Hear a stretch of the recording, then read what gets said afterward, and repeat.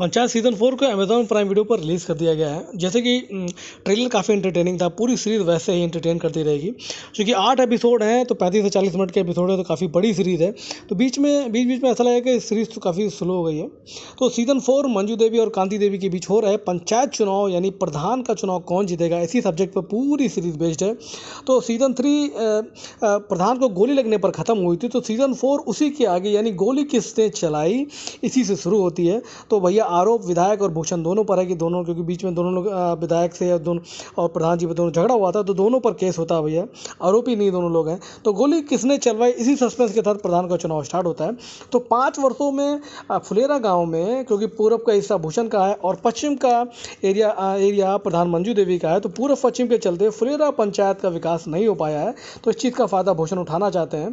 तो भूषण और उसकी पत्नी कांति देवी इसी प्रयास में रहते हैं कि प्रधान ने जो काम करने का निर्णय लिया है उसे अगर हम पहले कर दें तो हमारे गांव में छवि अच्छी हो जाएगी और हम चुनाव जीत जाएंगे। जैसे मंजू देवी सफाई का अभियान शुरू करती हैं, या स्कूल में टॉयलेट साफ करने की बात होती है, या चुनाव प्रचार के दौरान फुलेरा गांव की बिजली का ट्रांसफार्मर खराब हो गया है, तो भूषण एंड कंपनी ये सारी चीज़ें प्रधान मंजू देवी से पहले करके गांव को ये दिखाने का प्रयास करते हैं कि गांव के लिए हमने काम किया है। तो इस बार वोट है, चुनाव में वोट हमें मिलना चाहिए और हमें जीतना चाहिए, क्योंकि भाई विधायक का सपोर्ट है। तो भाई भूषण टाइट है भैया, क्योंकि अब विधायक पर गोली चलाने का आरोप है और प्रधान के ऊपर गोली चलाने का आरोप है।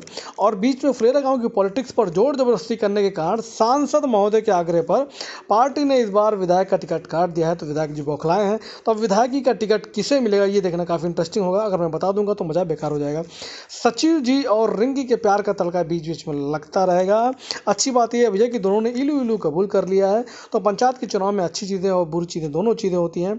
तो अच्छी चीज़ें भी और बुरी चीज़ें दोनों चीज़ें दिखाई। ओवरऑल सारी चीज़ें, मतलब खुशी, प्यार, दुख, पॉलिटिक्स, रिवेंज, ये सारी चीज़ों को टीवीएफ ने ध्यान में रखकर ये सीरीज़ बनाई है।